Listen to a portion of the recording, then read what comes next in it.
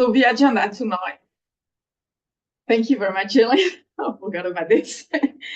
The agenda tonight is very high level. So what is the EcoFund? What are the funding categories this year? What are the tweaks about eligibility? The tips for successful EcoFund application. Just note that this is quite different to what will be to the webinar next week. We'll talk about it later on. And we also let you know how and where to apply for the EcoFund, and we're going to get the Q&A session. All right, let's start. What is the EcoFund? So if you're new to the EcoFund, you probably don't know about the EcoFund. ECO stands for Environment, Community, and Otago. This fund was created in 2018, and since 2018, we've had 194 projects that have been funded, so just short of 200 projects, and we've distributed $3.64 million. So the EcoFund is for projects that protect, enhance, and promote Otago's environment. We're very lucky with the EcoFund because projects can be for up to 3 years.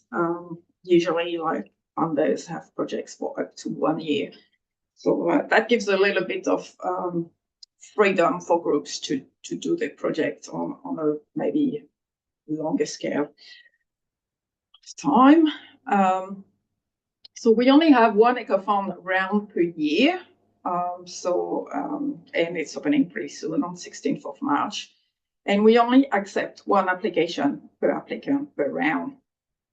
So there's some thought to do here. Examples of activities supported by the EcoFund have been, for example, rabbit management, weed removal and revegetation, native planting and vegetation, or water quality improvement. So it's quite broad, as we're going to see next.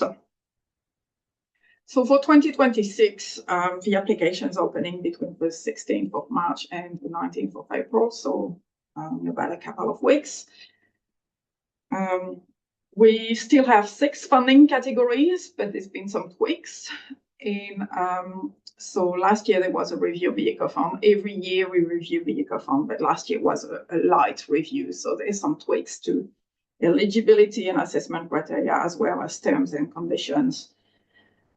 We've also reviewed the budget this year, and so for 2026, the overall budget is just short of $920,000. So if we look at the funding category, so here we go, like this table is actually quite good because it kind of shows the breakdown of the budget per funding categories. So the higher, or the funding categories that are at the top are the ones with the highest budget. So the tweaks last year consisted in reviewing 2 funding categories. The first one, scaling up for biodiversity, is a tweak of the previous funding category.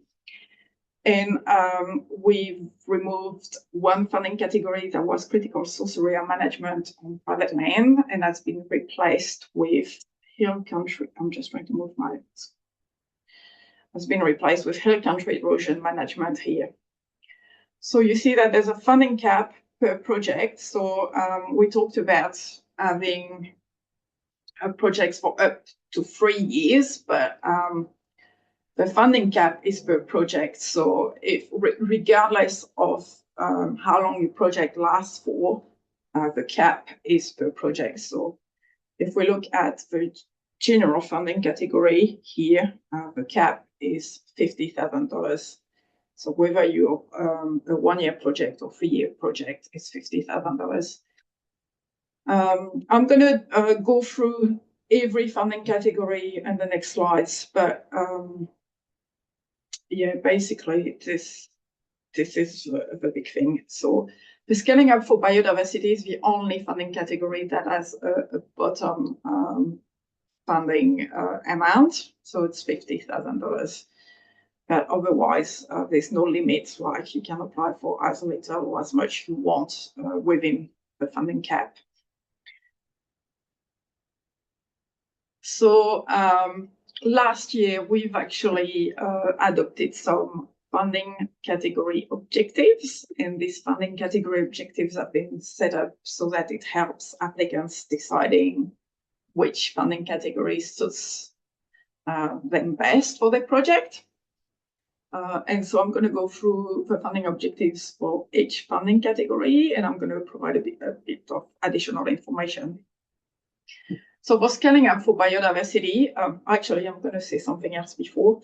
The objectives, there are always 2 objectives per funding category, and a project needs to meet both objectives. So it's not objective 1 or objective 2, it's objective 1 and objective 2.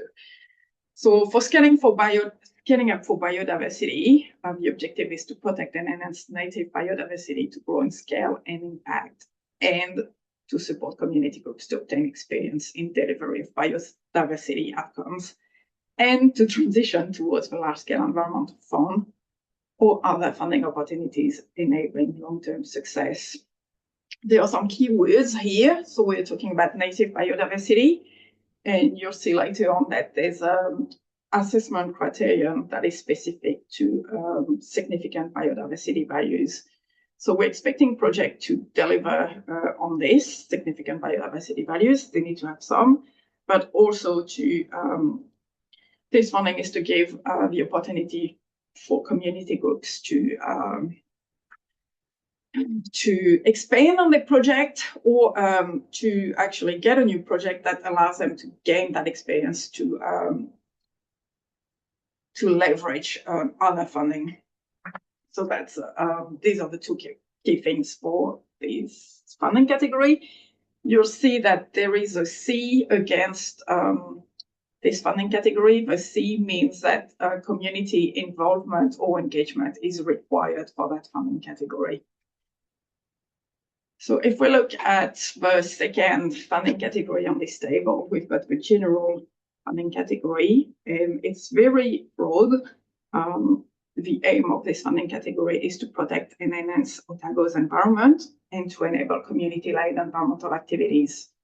Again, we've got the C, which means that community involvement or engagement is required. We've got in brackets on-ground education and projects enabling conservation. So it's just a little bit of a distinction on how we score the impact, the scale impact of a project.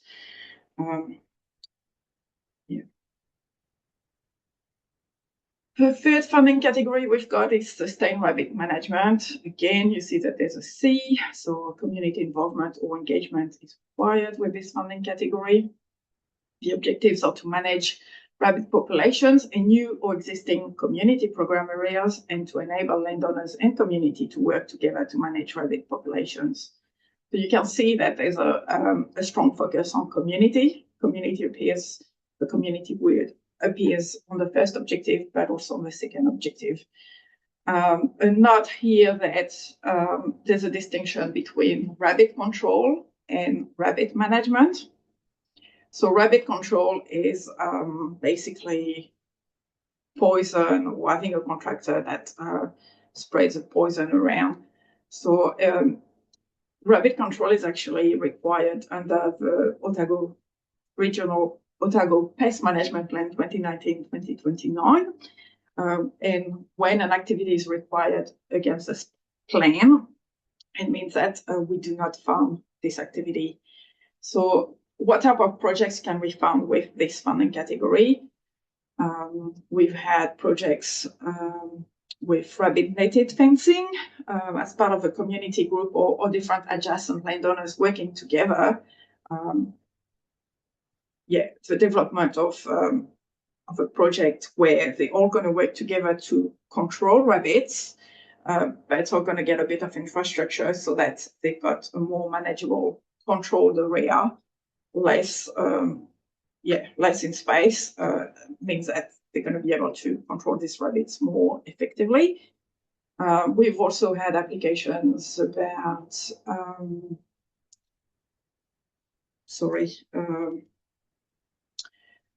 licenses for toxins, so handling poison. So it's not directly controlling the rabbit, but it's to enable a community group to manage the rabbits.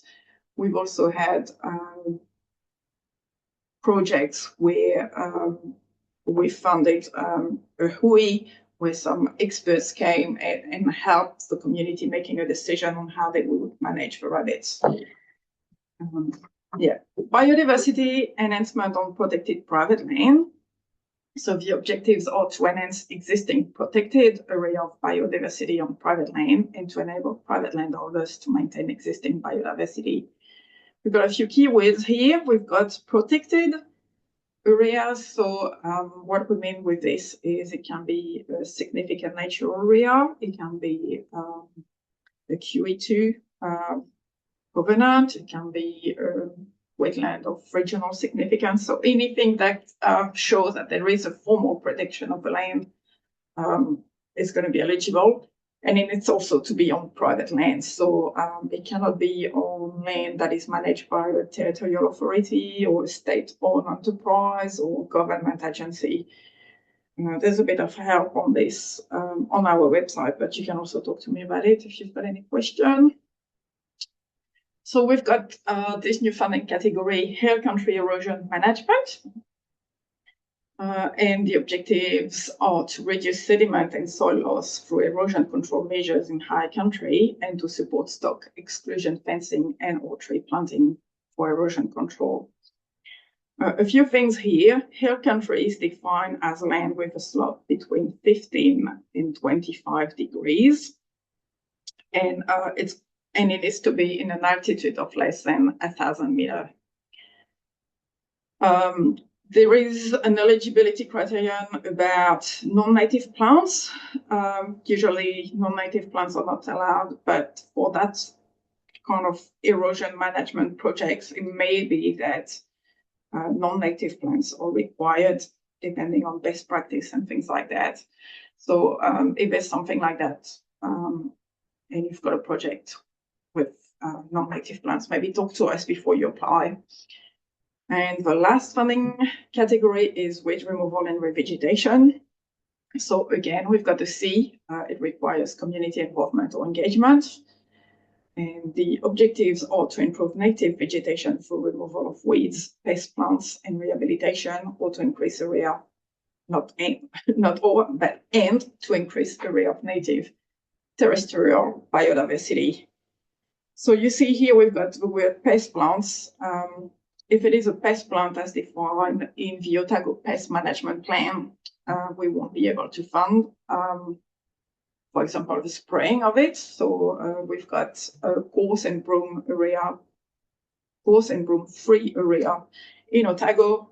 If you wanted to control gorse and broom in these areas, we wouldn't be able to fund the herbicides for contractors or whoever would do the spraying or the control. But we would be able to fund the rehabilitation side of things. So if you were planting afterwards, we would consider the cost associated with rehabilitation. Here we go. So there's only 2 funding categories that don't require community engagement or involvement, and that's the biodiversity enhancement on protected private land and the hill country erosion management.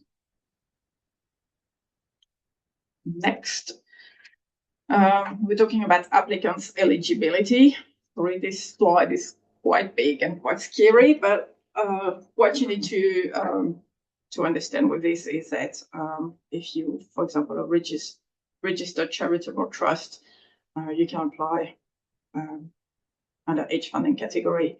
But if you're a private or individual landholder, you're only able to apply for, I'm trying to move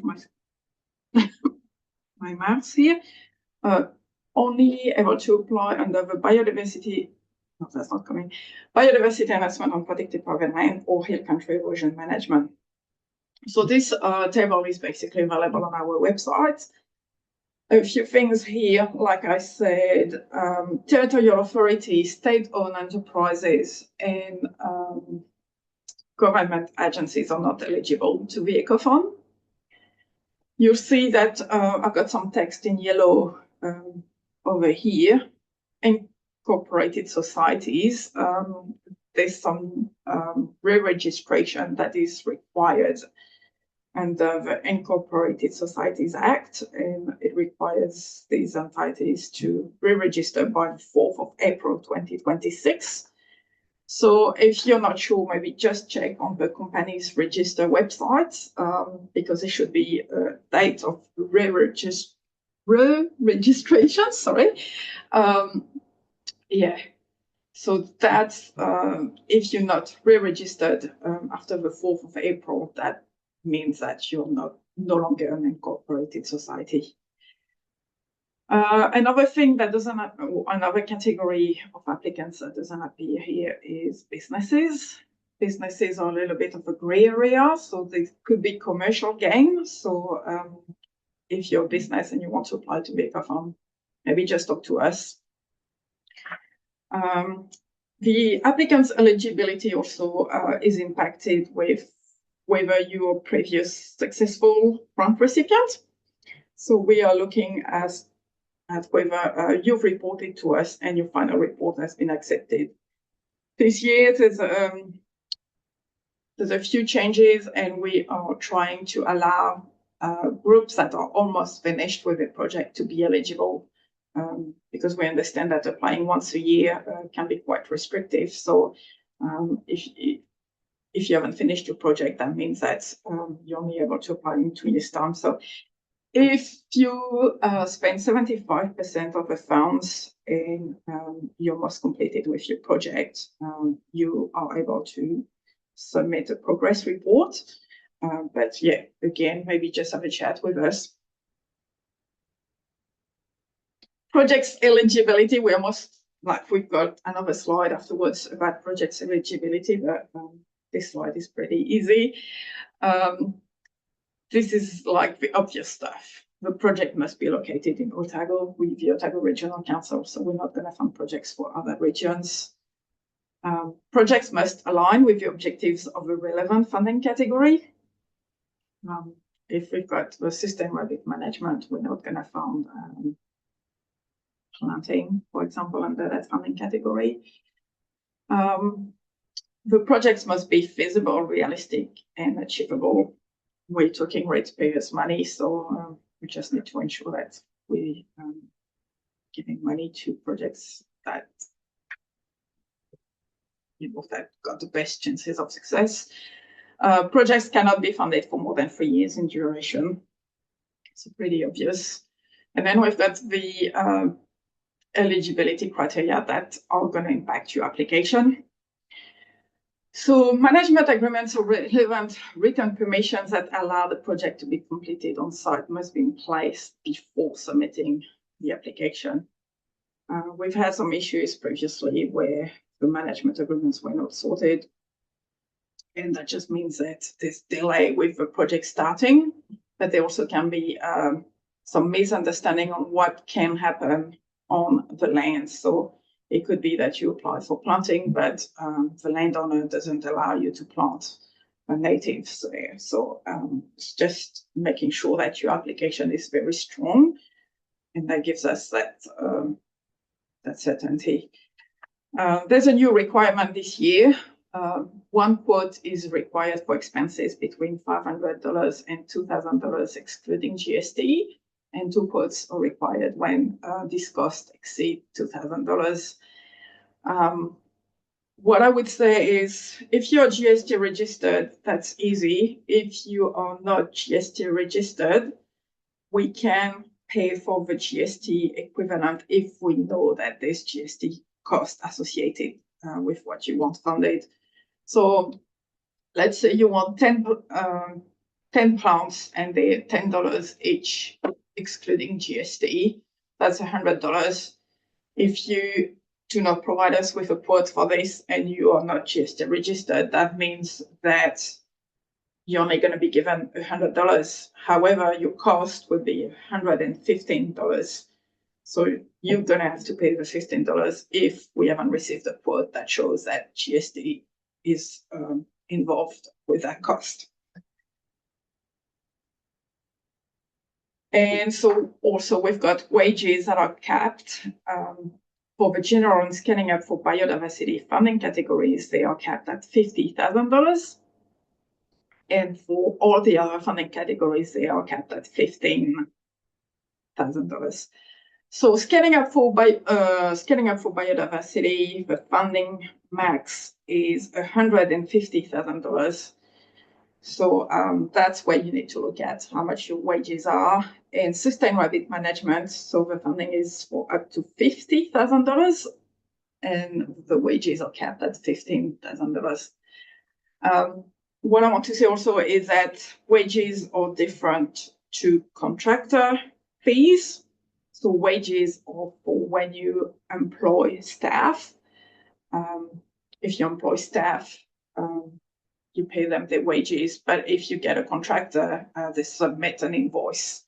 So if I've got a scaling up for biodiversity project and I got $50,000 of wages, theoretically, I can get the other $100,000 for contractor fees.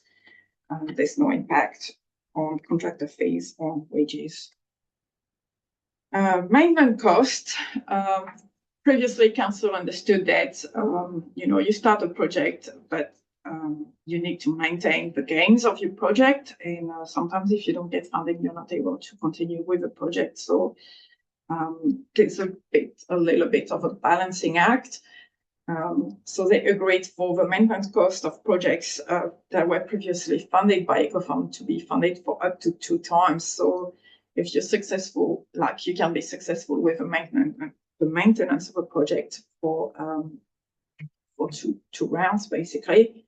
And it's up to you to decide whether you're going to go for a 1-year project or 3-year project. So depending on the cost of the maintenance, it could be as little as 2 years of funding of maintenance cost, or if you go with 3 years for each funding application, it could be 6 years. But yeah, all depends on budget here.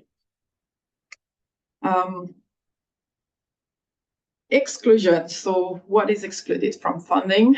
Activities required by legislation, regulation, consent conditions, or compliance direction. Imagine you've got a subdivision consent and you need to do some planting. We won't be funding the planting because it's required under the resource consent. We talked about the Otago pest management plan, so anything that's required under there is not going to be funded. Resource consent or bylaw approval application fees, if it's a resource consent with the Otago Regional Council or bylaw approval with the Otago Regional Councils, there is another fund. And in that case, maybe just contact the customer services and they'll link you with the consent team. Projects for commercial or private gain are not supported. So if your business and the project benefits your business, we're not doing this. Seed capital, you're starting your business and you need some seed money to get you going. The Ecofund cannot support you. Non-native plants, unless assessed as appropriate for the project outcomes and for improved environmental outcomes. So it's not only the hill country erosion management funding category, but that's potentially for all funding categories, except maybe sustained rabbit management. We don't fund projects that are created for amenity purposes, so cycleway, bridge, or amenity planting are not funded, and retrospective costs are not funded either. So what we mean with retrospective cost is you need to wait for your funding agreement to be co-signed prior to you being able to spend the Ecofund. If you spend the money before and claim it retrospectively, it's very unlikely that we'll accept it. And now we are about the tips for writing a good application. So when you write your application, you have to think that your application is going to be reviewed by the assessment panel.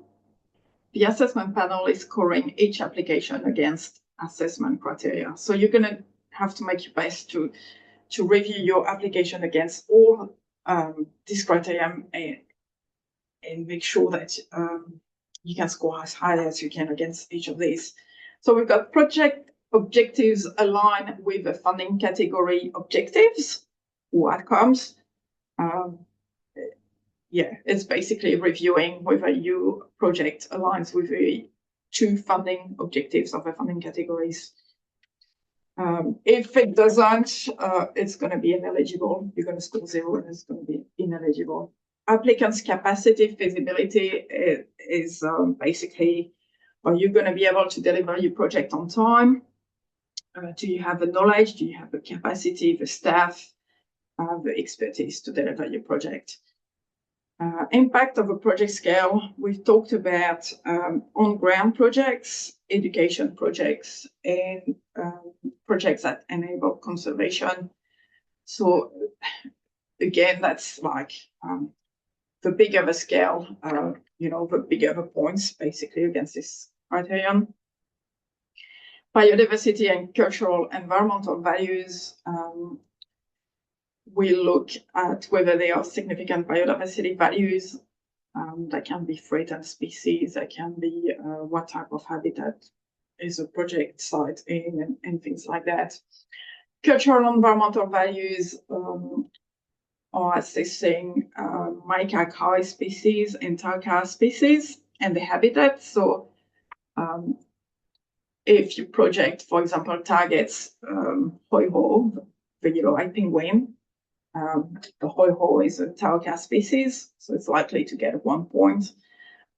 If you have a planting plan and you've got a few cabbage trees within your planting site, it might not score 1 point against cultural environmental values. Special biodiversity values, this criterion is specifically for the scaling up for biodiversity funding category. And again, it's looking at priorities. So are there any significant biodiversity values on your project site? Level of community engagement. So we've got the C's that we had against the funding categories. How does your project involve or engage with the community? The two funding categories, biodiversity enhancement on protected private land and hill country erosion management are not scored against that criterion because it's not relevant. Value for money assesses how much the applicant puts towards a project. So it's not looking at how much co-funding or funding you're getting from third parties, but it's just looking at how much you're putting towards the project. It's not necessarily just money, but that can be like volunteer hours and things like that. And then we've got that last assessment criterion that is about new applicants and previous track records. So here, like a previous grant recipient that hasn't provided any final report is not going to be scoring well. It's going to score 0, and that's going to mean that they are not eligible to the fund. So further advice, what I've seen like over the years is that sometimes there's a bit of confusion between objectives and missions. So it might be that you've got that mission or that aim, I don't know, to remove all possums across the region, but it might be that your project is going to be focusing on one area. And it might actually not be that you eradicate the possum in that project site, but that you control the population. So your project is going to contribute to your aim, or to your vision, but not necessarily your vision is not going to be through the whole application. We've seen examples of people looking at controlling rabbit populations so that they could plant on the project site, but in the application, they've actually been talking about planting a little bit everywhere. So if you're looking for money just to manage the rabbit populations, like just introduce why you're wanting to do this at the beginning, but in your activities and in your budget, there shouldn't be anything about planting. The timeline, it can be, 1 day up to 3 years.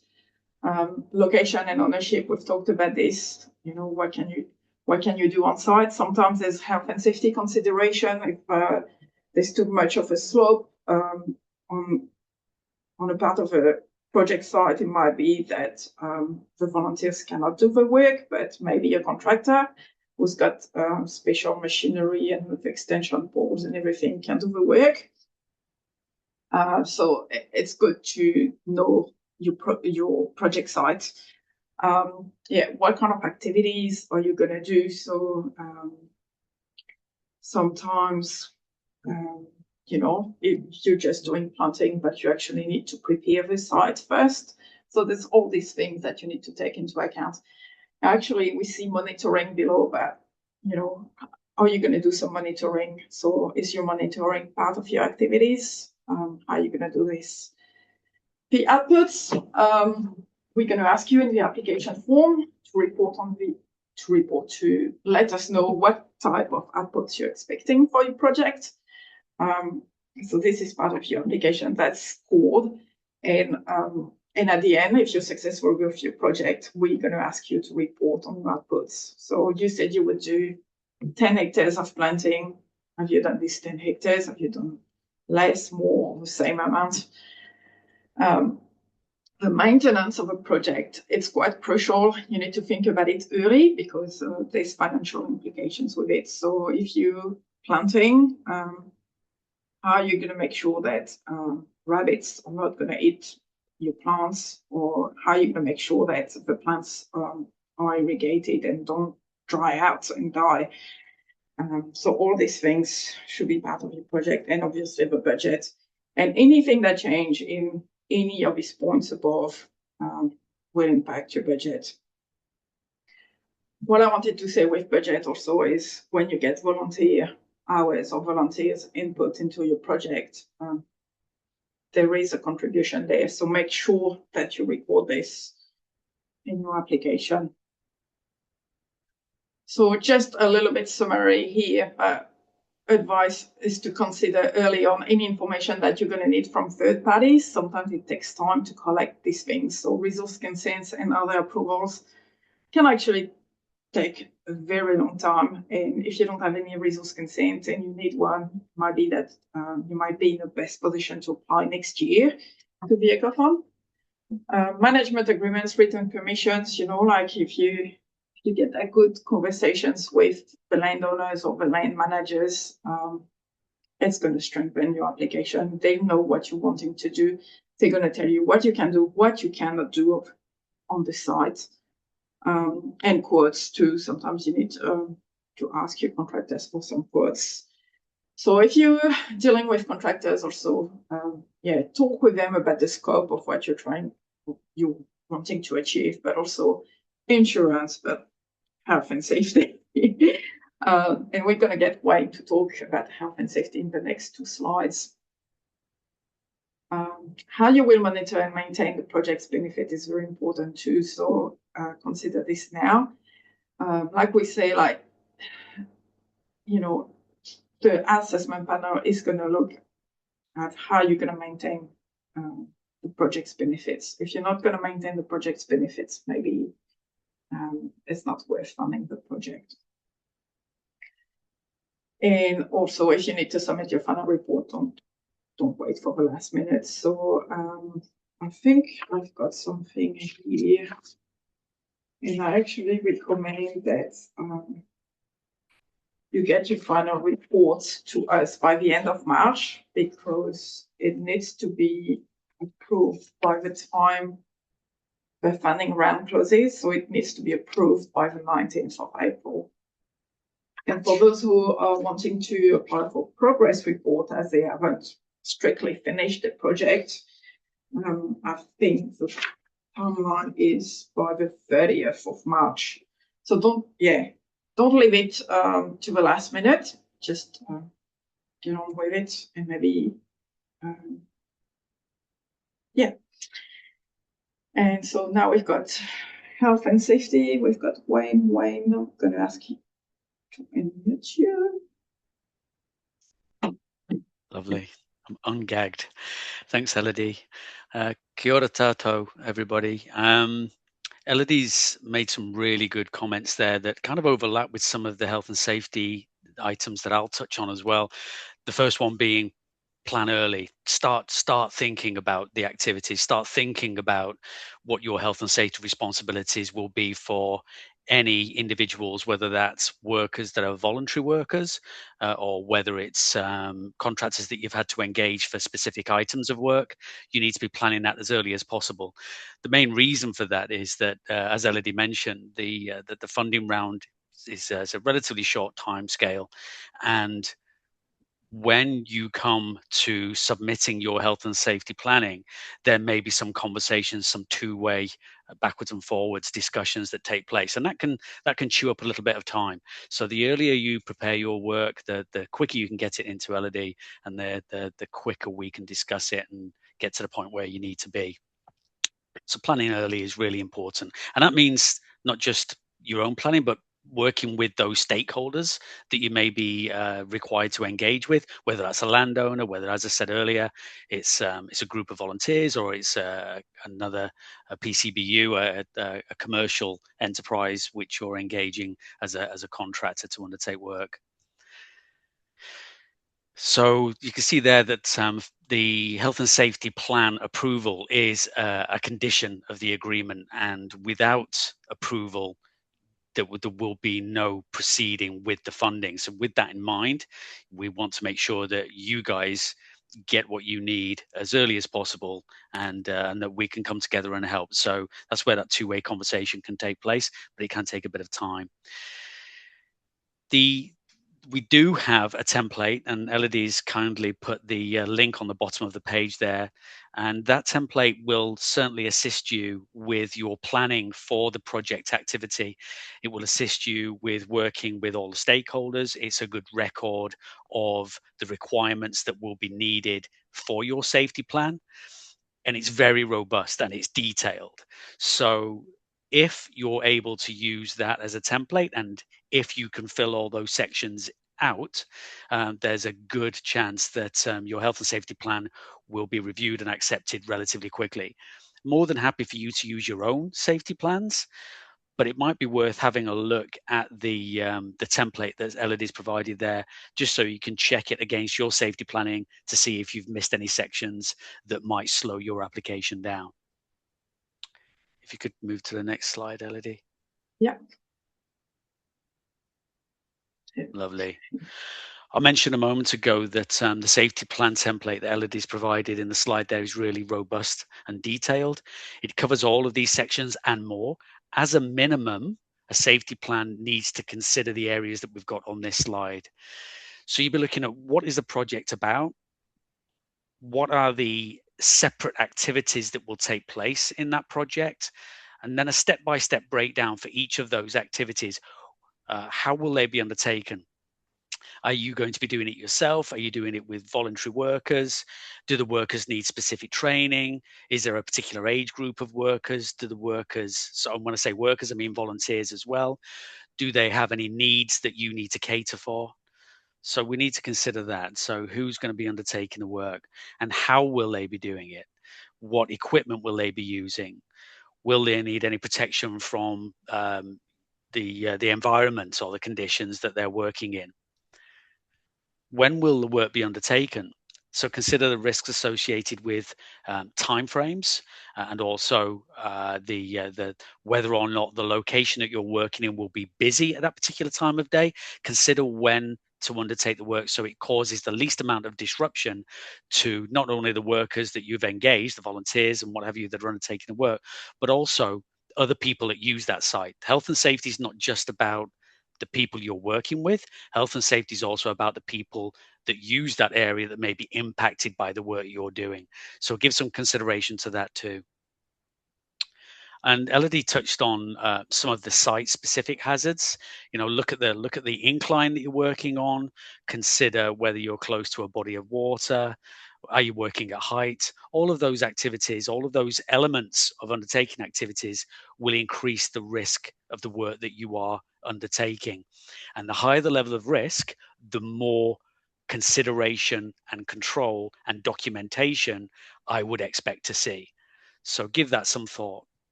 If we look at number 3 there, we've just touched on that. So number 3 is looking at how, when, who, and where, and considering any of the hazards associated with those 4 elements and the task itself. For each hazard, and a hazard being something that could potentially go wrong or could cause harm, consider what you can do to stop that happening. We call those controls. So what controls can you put in place to prevent anything going wrong and any of your volunteers or contractors from being harmed? If you've engaged a contractor, ask them to provide their safety plan. Safety planning is something that they pretty much should be aware of these days, and you won't be able to write it for them, and you shouldn't write it for them. They're the PCBU that's undertaking the work. They should provide you with a copy of their planning. And your duty of responsibility is to ensure that you've reviewed that safety plan and that you're comfortable with it. And you don't need to be an expert in what they're doing to be able to use a little bit of logical thought process and critical thinking. If it doesn't make sense to you, or if there's something you don't understand, challenge and ask about it. And then number 4, we need to just document the actions that we're taking. So that's where your controls come in. And that documentation needs to be considered by everybody that's going to be taking those processes and activities on site. So share that with your voluntary workers, share it with the landowner, share it with any contracted third parties that you've engaged. Make sure that you're all on the same page. Make sure that each of you, with those overlapping responsibilities that you have under the Health and Safety at Work Act, make sure that you all know what you're going to be doing and who's responsible for what, and how you will communicate throughout the project. And if you can do that, you'll be on a good way forward, and you'll be able to conduct the project safely, and you'll be able to meet the needs of the ORC as well. It's me done, Elodie. Okay, thank you very much for that, Wayne. We're getting towards the end of the presentation, so I can see the time now.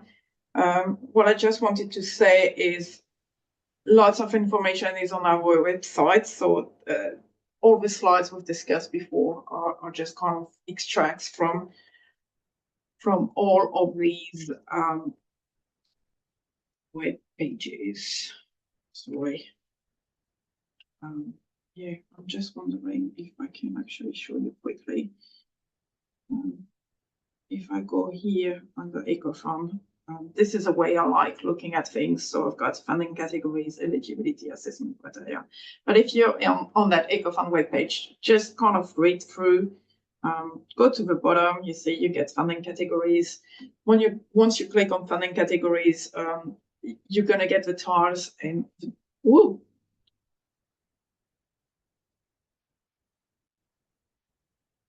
Sorry, I think I've just lost you. Sorry, Gillian, is it still working on my end? It's working on your hand? Okay. Yeah. Yeah, you're all good. Basically, my brain is black. But yeah, so you're going to look at funding categories, and then you're going to see eligibility. And then you're going to see assessment. So there's all that kind of link here. If I'm going back to the presentation very quickly, how and where to apply. So on you're going to be able to apply online. If for some reason you cannot apply online, please have a chat with us. But on the 16th of March, the tile will appear on that EcoFund webpage, that I was just showing to you before. You need to register as a user so that you can get a password, and then you need to register as an organization if you haven't done so previously. For individual landowners, it might mean that you need to register as a user, and you need to register again with the same name as an organization. couple last things are about the webinar next week. We've got a second webinar. It's organized by Strategic Grants. They know everything about grants, and they're going to be able to provide you with good advice on grant seeking, best practice, practical grant writing tips, building and maintaining strong funding relationships. So the webinar next week is at 7 o'clock on Tuesday. If you cannot make it, I would advise you to just register to the link, and so that you'll be able to get a copy of the recording. If you don't register, you'll be able to ask me for a copy of the recording by emailing me at ecofund@orc.uvst.nz. And very quickly, you can discuss you can discuss with us your project. So I can answer questions about the EcoFund process and questions in the application form. But we also have catchment advisors and community coordinator biosecurity who can help with the technical aspect of a project, and they can also organize site visits. So that's something to keep in mind if you want to strengthen your application and need a bit of advice on good practice. And here we go. Now we've got that Q&A session. I don't know if anyone's got any questions, Jillian. We've got one in the Q&A chat, which makes it easy, and then I'll if people want to unmute and ask a question after that, they will. It's just regarding the Scaling Up for Biodiversity category, and how it was mentioned that the large-scale environmental fund is in the second objective, and is there confirmation of when this may be available and the criteria for that fund?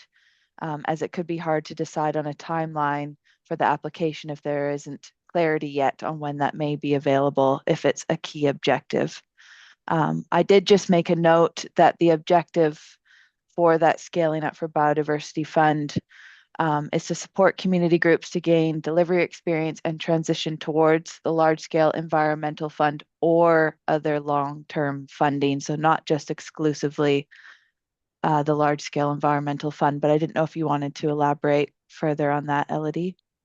Yeah, so late last year we had a new council, so things we've had to start again, basically. So, the previous council approved things, but the new council's got probably different priorities and needed to be up to speed with what's happening. So, like I said, there's a paper going in April to council, and there's going to be discussions on how the fund is going to be delivered, or what kind of process is going to go through. We don't have much information on this, but with this funding category, it's going to be this funding category is to help groups transition towards getting more funding. So it's going to be about explaining this information. It doesn't mean that you already have the additional funding or that bigger funding to be able to complete your project, but it's getting more expertise or getting access to a bigger project. So if you used to, apply to the EcoFund for $50,000 and you want to be able to apply to the large-scale environmental fund, you need that kind of transition, and you need that greater experience with bigger projects. So it doesn't mean that you need to apply to the large-scale environmental fund or be successful with it, but over time it's going to be that's going to be taken into account. But for this round, unfortunately, we don't have the large-scale environmental fund.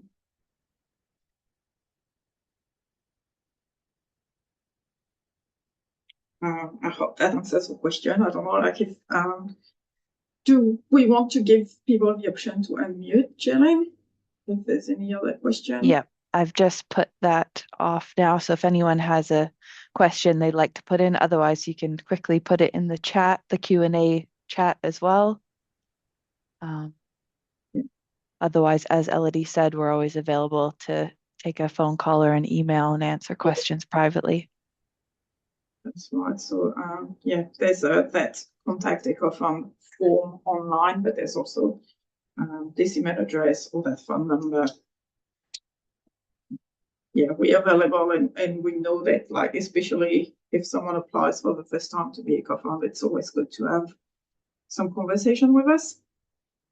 Those who've applied previously probably kind of have a better understanding of the type of projects we can fund, but it doesn't hurt to have a chat. Yeah. All right, so no question. Okay, all right. Well, thank you very much for attending this session. The webinar is going to be recorded. It's going to be recorded and be made available on our website probably tomorrow or the following day. And if you've got any question, obviously just get in touch with us. We're more than happy to help. All right. Thank you very much. Ka kite anō. Bye. Thank you.